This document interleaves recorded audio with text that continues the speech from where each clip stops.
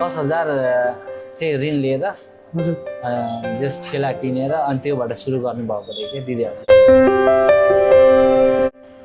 नमस्ते भाइ। नमस्ते हजुर। हजुरको रेस्टुरेन्टको नाम के हो? रेस्टुरेन्ट चाहिँ हाम्रो स्पेसल दार्जिलिङ भेज मोमो सुकेदारा। हजुर यो चाहिँ हाम्रो चाहिँ विशेष यहाँ चाहिँ अब स्पेसल भेज मोमो मात्रै, स्पेसल भेजिटेरियनको लागि मात्रै भेज मोमो मात्रै बन्छ, स्पेसल भेज भनौँ न। हजुर हजुर। अनि यो चाहिँ हाम्रो चाहिँ अब दार्जिलिङकै फ्लेभरमा यहाँ चाहिँ हामीले हजुरको घर दार्जिलिङै हो के हो? दार्जिलिङ हाम्रो दार्जिलिङ चाहिँ घर होइन, हाम्रो पूर्व हो, तर हाम्रो फ्लेभर चाहिँ दार्जिलिङबाटै हो। दार्जिलिङ हो। दार्जिलिङमा नि तपाईँको नाम मात्रै दार्जिलिङ नभएर हाम्रो फ्लेभरै दार्जिलिङको टेस्टमा हो कि सेम दार्जिलिङमा जुन पाउनुहुन्छ नि त्यो यहाँ पाउन सक्नुहुन्छ। यो बिजनेस हजुरहरूले कहिलेदेखि सुरुवात गर्नु? यो ठ्याक्कै यो साल भन्दा यति वर्ष भयो? लगभग हाम्रो 13देखि 14 वर्षमा रनिङ छ अहिले। 14 वर्ष। सुरुवात चाहिँ हाम्रो एकदमै यसमा चाहिँ मेहनत धेरै छ। सुरुमा चाहिँ हामीले अब ठेलाबाट स्टार्ट गरेको हो।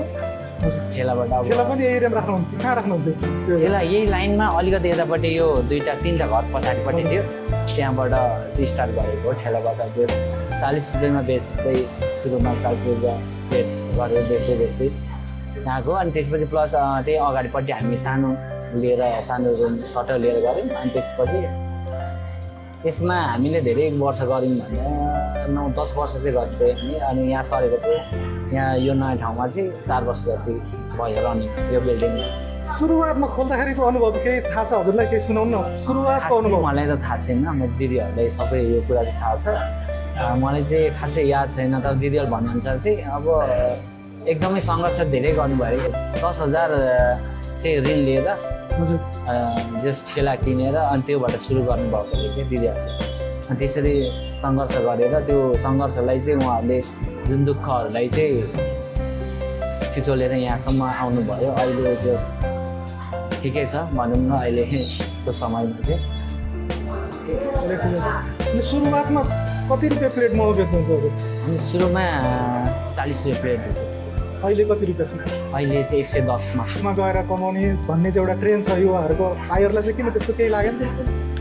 अब त्यो एकदमै छ नेपालमा, मेन त रोजगारी पनि छैन। तर नेपालमा केही गऱ्यो भने हुन्छ चाहिँ भन्ने चाहिँ हामीलाई यो जुन व्यवसायहरूले सिकाउँदो रहेछ। हामी गऱ्यो भने नेपालमै हुँदो रहेछ, हामी विदेशी जानुपर्छ भन्ने पनि छैन होइन। र नेपालमा केही गर्छु भनेर सङ्घर्ष गऱ्यो भने चाहिँ नेपालमा पनि चाहिँ म के भन्न चाहन्छु भने विशेष त अब हाम्रो नेपालमा बसेर नेपालमै केही गरेर बसौँ होइन, त्यही हो। अनि आफूले गरेर पनि अरूलाई पनि स्वरोजगार दिउँ भन्ने चाहिँ उहाँहरूले पनि सुझाव गर्न चाहन्छु। सकिन्छ। एउटा सानो ठेलाबाट सुरुवात गरेर अहिले एउटा राम्रो एउटा रेस्टुरेन्ट चलाउँदाखेरि पहिला चाहिँ आफैले कतिजनाले सुरुवात गर्नुभएको? पहिला सुरुमा हाम्रो दुईजना दाइरे दिदीले मात्रै स्टार्ट गर्नुभयो। त्यसपछि बहिनी 3 जनाले गर्नुभयो। अनि त्यही थोरै सामान ल्याउने अनि थोरै बनाउने अनि टपरीमा बेच्थ्यौँ हामीले सुरुमा। अनि त्यही ठेलामा मान्छेहरू त्यस बेला पनि कुर्दै खानुहुन्थ्यो। अनि त्यस बेला पनि जस मान्छेहरू कुरेर भए पनि पानीमा छाता ओढेर आउनुहुन्थ्यो। तर यो बाटो त्यस्तो थिएन पहिला, एकदम अप्रोडिङ थियो। यहाँनिर हिलो बाटोहरू थियो, त्यसैमा साइडमा बसेर हामी सुरु गरेँ। अहिले चाहिँ साउनको महिना त्यही अलिक स्पेसली हुन्छ। अहिले चाहिँ अलिकति पसल पनि हाम्रो प्याक नै हुन्छ साउनको महिनामा स्पेसली भन्दाखेरि, किनकि साउनमा चाहिँ अब धेरै भेजिटेरियन। अहिले अर्को पनि ब्रान्च छ भन्ने सुनिरहेको छु। ब्रान्च छ अहिले हाम्रो न्यु रोडमा पनि छ। हजुर न्यु रोडमा छ ब्रान्च? छ हजुर, बालो खानेमा छ। हजुर अहिले आएर चाहिँ हाम्रो लगभग ठेलादेखि सुरु गरेर अहिले 3-4वटा ब्रान्च छ होइन? 3-4वटा चाहिँ ब्रान्च हामीले खोलिसक्यौँ। गऱ्यो भने सबै कुरा हुन्छ? गऱ्यो भने हुन्छ। रोजगार दिएको 2जनाबाट सुरुवात गर्नुभयो, अहिले कतिजना तपाईँहरू रोजगार दिनुभएको छ? अहिले हामी घरको बाइक लगभग 18-19 जना चाहिँ सबैसँग हाम्रो यहाँनिर मात्र। के जति कमाइ हुन्छ? त्यही अब नर्मल्ली 1देखि चाहिँ माथि नै गर्न सकिन्छ।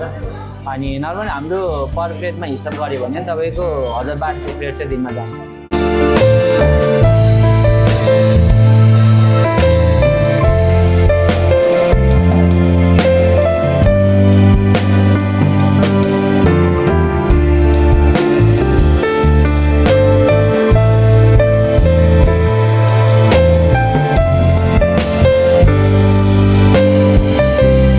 दार्जिलिङ भेज मोमो यहाँ चाहिँ बस भेज मात्रै पाउँछ, ओन्ली फर भेज, कुनै अप्सन छैन। साथमा दिदीले गर्नुभएको रेस्टुरेन्टमा चाहिँ अहिले भाइले चाहिँ सम्हाल्नु भएको रहेछ होइन। सो कस्तो छ के छ टेस्ट गरेर बताउनेछु।